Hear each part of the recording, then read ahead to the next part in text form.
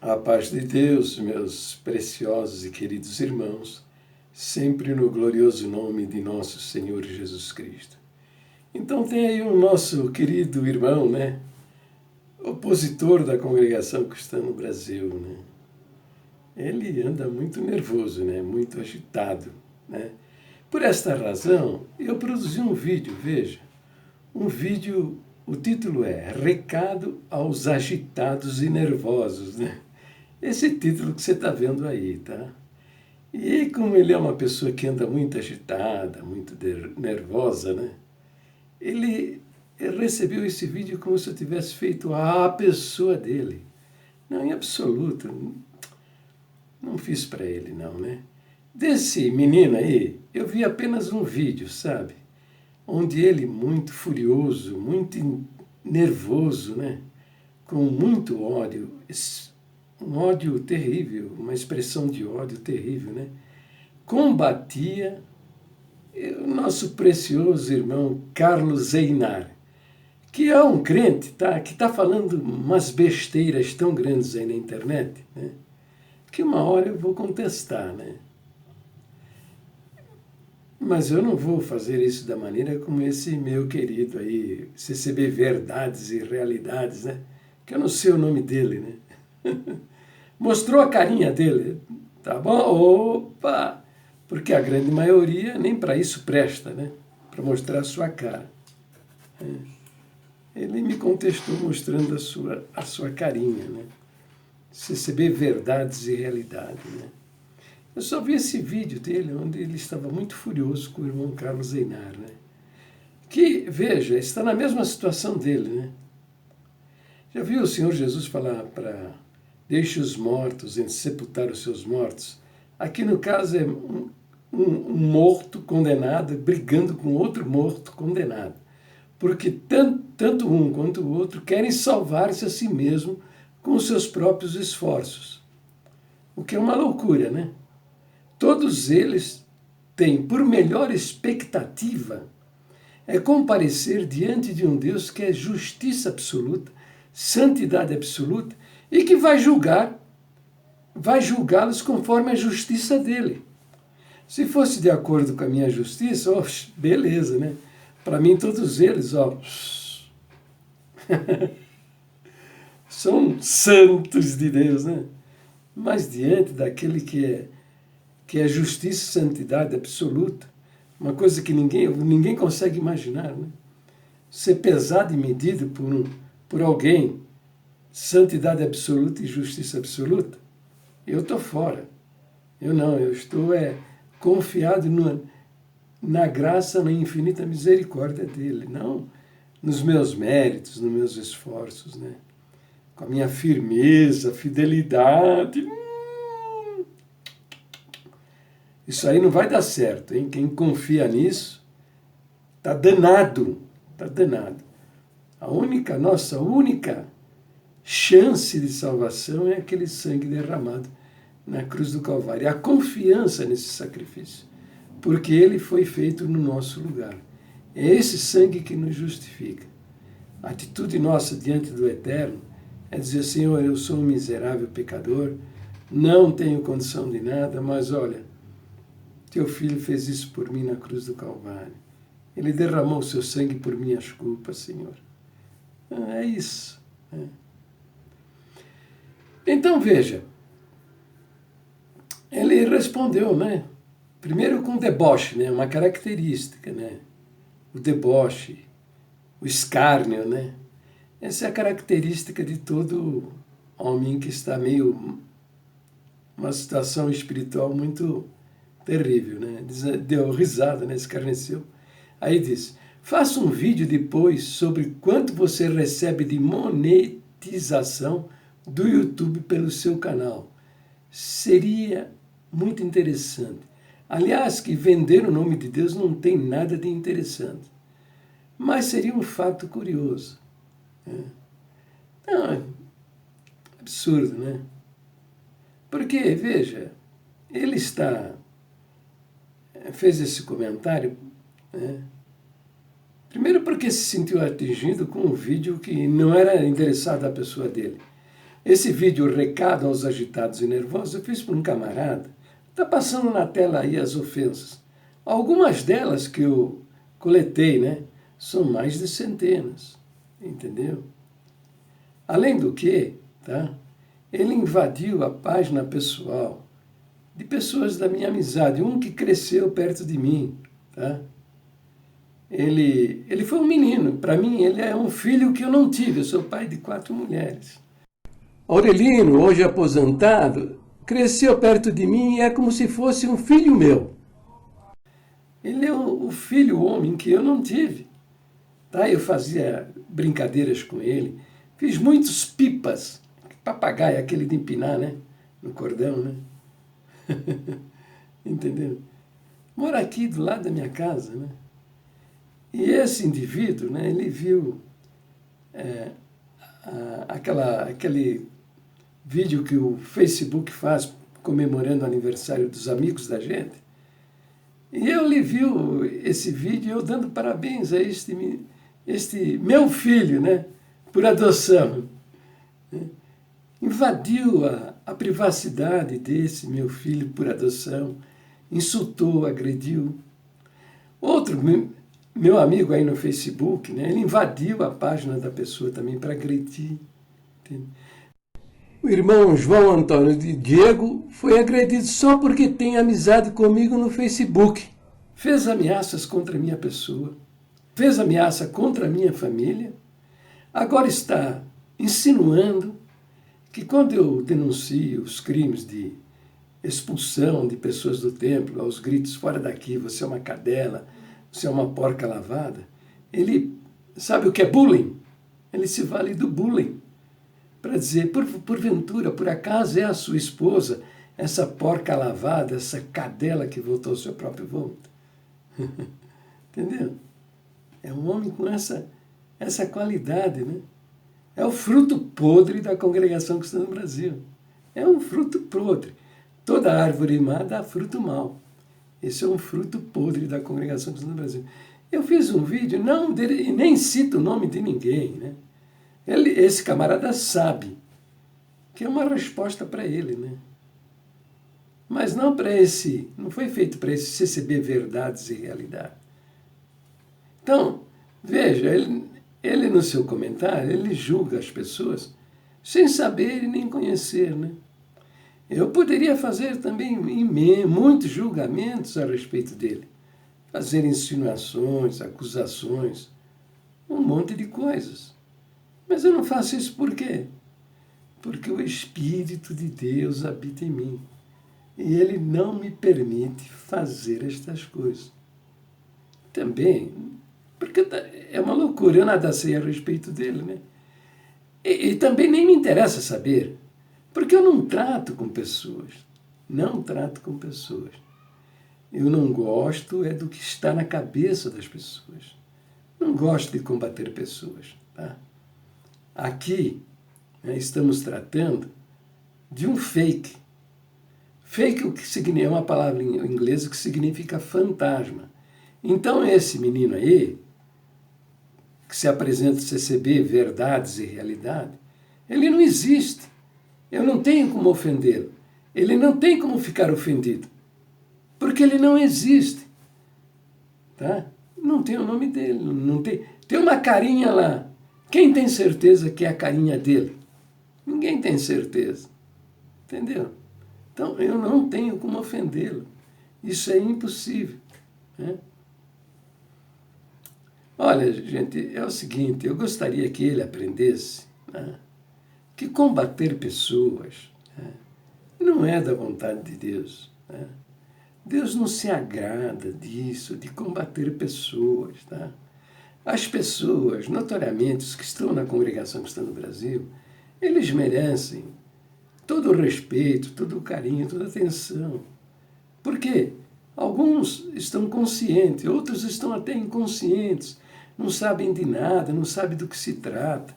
Às vezes agridem as pessoas nas suas manifestações porque foram mentalmente manipulados, né? Agridem, né? Então essas pessoas são merecedoras até de comiseração, Simpatia. O que quer dizer simpatia? É você colocar-se ao lado da pessoa, compreendendo as suas razões, as suas necessidades, a sua situação, o seu mundo, entende? Sendo compreensivo com isso, não inimigo deles. A palavra de Deus mesmo diz que a nossa luta não é contra a carne e o sangue, quer dizer, contra o homem, mas é sim contra os principados, contra as potestades, quer dizer, as instituições, as organizações religiosas que dominam as pessoas, que exercem um poderio e um domínio sobre as pessoas. Contra o príncipe das trevas deste século, que são o diabo e os seus demônios, que são as hostes espirituais da maldade, nos lugares celestiais. Você lê isso em Efésios capítulo 6, verso 1. Não pessoas, porque as pessoas merecem o nosso amor. Não me conhece, não sabe quem eu sou, mas julga. Na contradição do ensino do Senhor Jesus, que disse: não julgueis para que não sejais julgados, porque com a mesma medida com que medirdes, vos medirão também. Tá? Veja, estou falando estas coisas também e me incluindo entre os tais, tá? Porque são 18 anos que eu faço vídeo e escrevo textos a respeito das nossas verdadeiras doutrinas, que estão aqui no final do nosso cenário, né? Se você conhece bem, conhece a Bíblia, conhece a doutrina, você está sabendo que eu estou defendendo isso aqui, ó, que nada falo fora desse ensinamento, entendeu? Mas eu até admito que nessa minha jornada, 18 anos escrevendo milhares de textos, milhares de vídeos, pode ser até que eu tenha cometido essa coisa, tá? Mas a gente deve evitar, tá? Não fazer isso não, sai fora disso, tá? Mas ele está fazendo, né? Me julga, né? Ó. Porque eu recebo os meus vídeos são monitorizados, monetariamente... como é que eu digo? Eu recebo alguma coisa nos meus vídeos, né? Mas será que dá para fazer tudo isso? Ó, eu estou recebendo agora mais ou menos $9,60 por mês. É mais ou menos, tá? Não é quer dizer, dá uns 30, 40 reais, né? Se ele pagar a minha conta d'água, eu fico feliz, eu paro de monetizar os meus vídeos, né? Ele fala que isso é salário. Salário nada. Salário é um valor fixo, pré-fixado e constante, né? Todos os meses está ali, né? E recompensa, recompensa para mim é esse pessoal que faz vídeos, né? E que tem milhares de visualizações a cada vídeo por dia. Esses são recompensados. Por quê? Porque eles recebem muito dinheiro. Agora eu vou dizer o que é isso. Seria uma ajuda de custo. Que tal? Uma ajuda de custo de 40 reais por mês. Incomodou ele, né? Agora eu vou dar um testemunho, tá? Para ver que eu sou massa diferente. Olha, eu não me considero melhor do que ninguém, tá? Mas eu vou fazer isso até, né? Pode parecer verdade, exaltação do ego. O apóstolo Paulo faz isso no capítulo 9 do 1 Coríntios, tá? Ele faz isso. Tá? Eu vou fazer aqui, tá? Com muita humildade, tá? Só a título para vocês verem, né? Fazer uma comparação. Examina a sua vida, seu testemunho, tá? Você que é crente da Congregação Cristã do Brasil, que anda por aí me insultando meus vídeos, falando barbaridades, né? Olha, aos 20 anos, eu conheci o Evangelho. Era um jovem, né? Eu era um jovem cabeça maluca. Tá? Eu tinha juízo de frango. Já ouviu falar juízo de frango? Pois é. Alguns frangos talvez tivessem mais juízo do que eu. E eu conheci o Senhor Jesus. Eu conheci Ele de uma maneira maravilhosa. Ele mudou a minha vida. Mudou mesmo, mudou completamente. Tá? Veja só então o que eu fiz.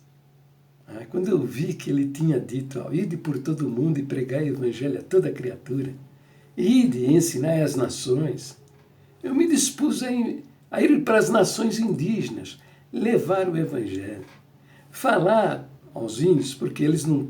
Se você não for lá e sentar-se ao lado dele, ele nunca vai ouvir, ele nunca vai saber do Senhor Jesus. Então o Senhor ordenou que levasse a palavra para eles. Então, veja, meu pai me ensinou a vida toda. Fala, filho, você é jovem, agora você pode. Trabalha para você comprar um terreninho, ao menos um terreninho. Tá? E se aparecer um casamento, se levanta as paredes, cobre com um telhadinho. Nem que você não tenha dinheiro para as portas e as janelas. Você bota lá uns pedaços de pau para tapar o buraco. Mas não pague aluguel. Não pague aluguel, porque pagar aluguel é a mesma coisa que você jogar um dinheiro no rio. Você nunca mais vai ver o seu dinheiro. Entendeu? Eu tinha 20 anos, eu tinha uma propriedade, 80 metros da Avenida Guarulhos, uns 1.000 metros longe do Shopping Center Internacional. Hoje vale uma fortuna, né? Naquele tempo era baratinho, imagina. 50 anos atrás, né? Ixi, era barato demais. A Avenida Guarulhos era uma única via e era com paralelepípedos, blocos de pedra, né? Nem sei, tem muita gente que nem sabe o que é paralelepípedo ou macadame. São blocos de pedra. Era um vai e vem construído. A Avenida Guarulhos era assim, era um vai e vem com macadame, blocos de pedra. E as ruas todas eram de terra, né? Era baratinho. Pois então, eu dei procuração para o meu irmão vender essa propriedade e depositar na conta da Missão Novas Tribos do Brasil. Se você procurar aí na internet, você vai encontrar uma missão, missionários. São quase 500 missionários enfiados no meio das nações indígenas, tá? Pregando o evangelho. Eles vão lá para estudar a língua dos índios, aprender a ler, eles vão lá para aprender a falar a língua deles. Aí eles vão organizar a gramática, o dicionário, vão traduzir o Novo Testamento para a língua deles, vão ensiná-los a ler e a escrever na língua deles, tá? E aí vão falando do Evangelho do Senhor Jesus, da salvação. E vão haver as primeiras conversões. E aí o que ele vai fazer? Vai fundar uma congregação cristã no Brasil, uma igreja batista, uma igreja metodista? Não. Vai estabelecer lá no meio deles uma igreja indígena. O Espírito Santo vai levantar líderes para esta igreja indígena, índios pastores, índios missionários, que vão entrar pela mata, levar o Evangelho para outras nações indígenas, com mais facilidade do que um civilizado, uma pessoa como eu, que está acostumado com a civilização. Lá é tudo difícil. Lá não tem ônibus, não tem trem, não tem metrô, tá? Não tem nem caminho para você ir de bicicleta, tá? É só rios ou entrando pela mata a pé. Ou você vai embarcado ou você vai a pé. E embarcado é um meio comum. Mas veja o que acontece. Tem lugares que você tem que descer do barco e arrastar a canoa. Porque o leito d'água tem 5, 10, 15 centímetros. E não permite o calado do barco, entende? Quanto mais você é embarcado, então você tem que arrastar a canoa até você encontrar um lugar que você possa embarcar e navegar novamente. E quando chega na cachoeira, tem a cachoeira vertical, tá? Que você não vai andar muito. O que você faz quando você se depara com uma cachoeira? Você tem que descer do barco, pegar suas coisas, ir lá para frente, onde termina a cachoeira, tá? Depois pegar o seu barco nas costas, carregar lá para frente. Tá entendendo? É dura a vida, né? Quando ela é vertical, você não anda muito, mas você tem uma dificuldade. Principalmente se for um aclive, uma subida, né? Tá? Quando é descida para baixo, todo santo ajuda. Mas quando é subida, é complicado. Agora, quando ela é horizontal, aquilo que todo mundo chama de corredeira, né? Ela é horizontal, aí fica mais complicado. Você vai andar muito. até vencer a corredeira, entende? É assim, né? Então, é difícil mesmo, é difícil mesmo. Então, veja, eu vendi essa propriedade de dinheiro e me disse ao meu irmão que botasse esse dinheiro na conta da Missão Novas Tribos do Brasil, entende? Para que eles tivessem dinheiro para comprar combustível para os barcos, motores, entende? Dinheiro para comprar ferramenta, enxada, machado, para o trabalho deles, para se estabelecer no meio dos índios, precisam de todas essas coisas. Remédios também, entende? E eu fiz mais. Como eu me dispus a ir lá, para o meio deles, pela fé, pela confiança nesse Deus maravilhoso que deu a sua vida na cruz do Calvário. Pela fé.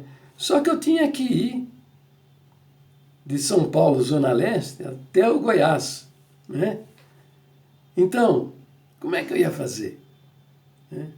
Aí eu tinha livros, eu era um leitor assíduo de livros, gostava de ler, sabe? Comprava ali coleções encadernadas, bonitas, né? De autores famosos, Crônico, José de Alencar, Machado de Assis, e outros mais, né?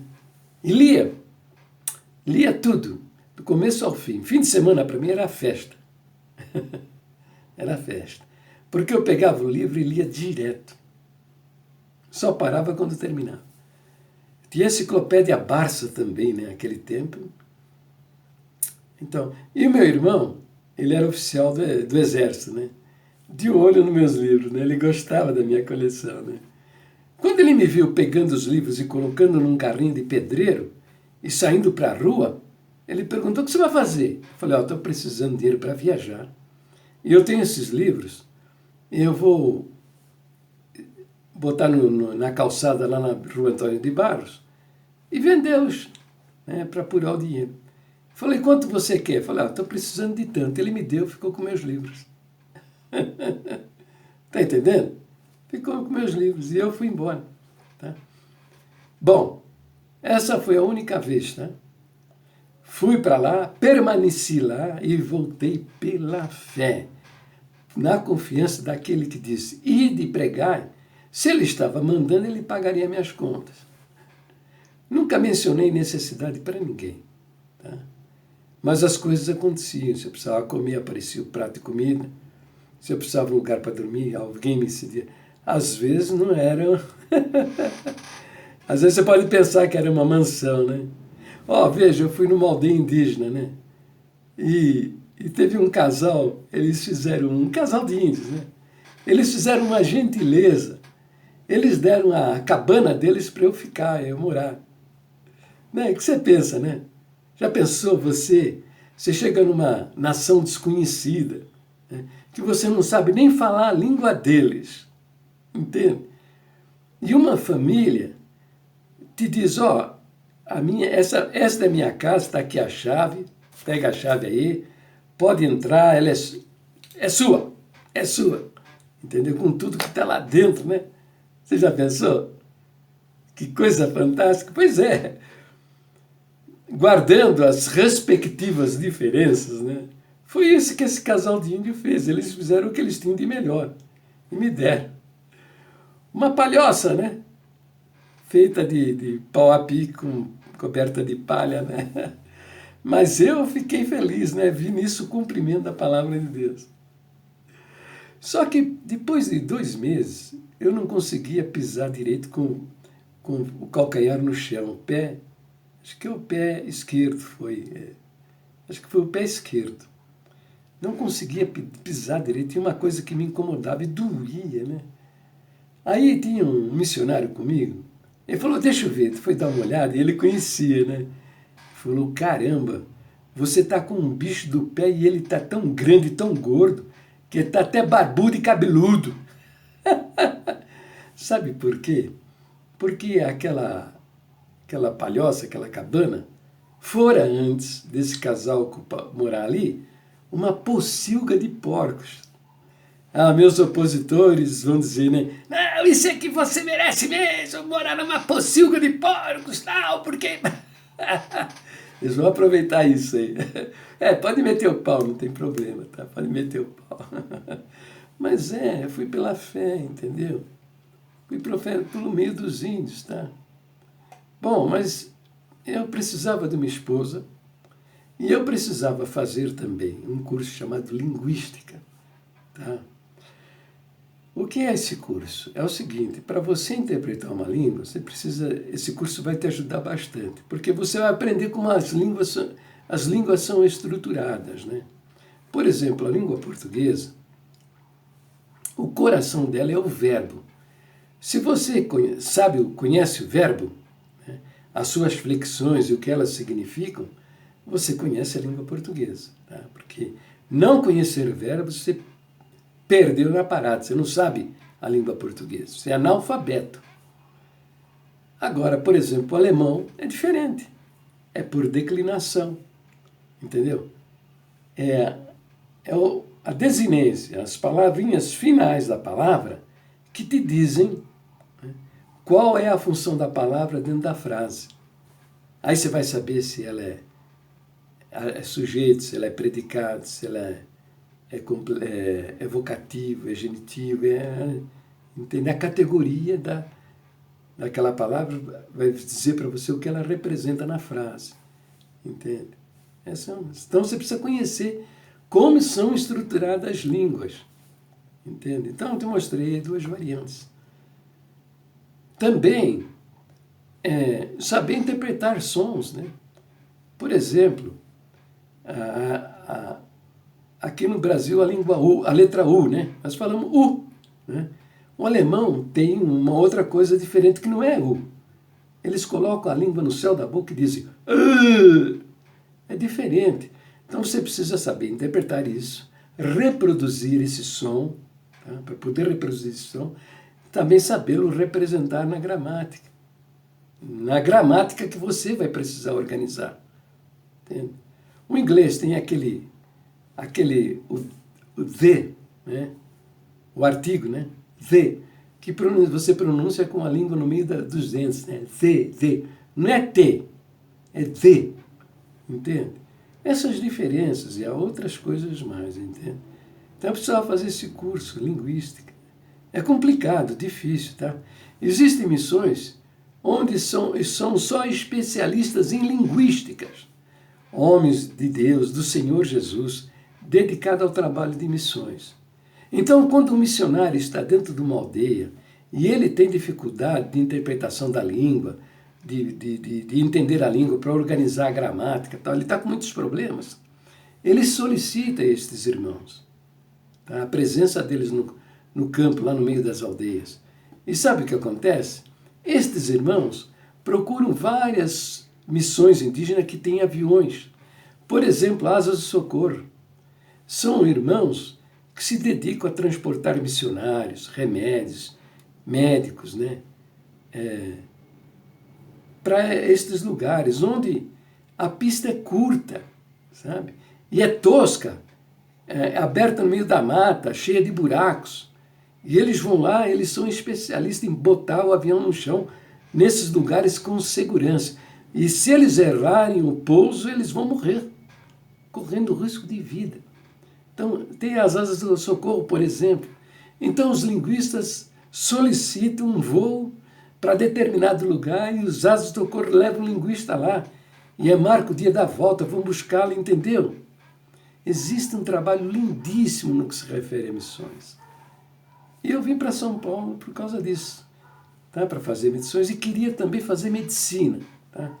Eu tentei fazer medicina, mas aí apareceu a minha esposa, eu me apaixonei por ela e acabei, né, ficando na Congregação Cristã no Brasil, né? Até o dia que eu descobri, né? Eu descobri que praticamos listas secretas de ensinamentos. E todas essas loucuras que eu via na cabeça da Irmandade, eu pensava, coitado, ele está falando isso porque ele não conhece o que a Bíblia diz, né? Que pena, coitado, né? Às vezes eu queria ensinar o camarada, era ofendido, agredido, insultado, maltratado. Entende? Até que eu descobri que não era deles. Isso aí era resultado de reuniões secretas, listas secretas de ensinamentos, que eram pregadas, então, esses ensinamentos das listas secretas, eram pregados nas tribunas e passadas para o povão por meio de linguagem subliminar, entende? Que é um método imoral de ensinar. É proibido por lei, inclusive, entende? Tá? Então, isso foi no ano 2000. Eu comecei a escrever, porque eu vi gente morrer na minha frente, sabe? Pessoas da minha amizade. Um xará meu se suicidou tomando veneno de rato, entende? Um outro sentou-se na linha do trem, para o trem passar por cima dele e acabar com a vida dele, por culpa desses homens. Eu tenho um parente por afinidade, entendeu? Onde ele entrou numa contradição, foi expulso do templo, onde ele ia congregar, era expulso aos gritos, fora daqui, porca lavada, cadela, cão que voltou ao seu próprio vômito, você está fedendo, você é um cadáver.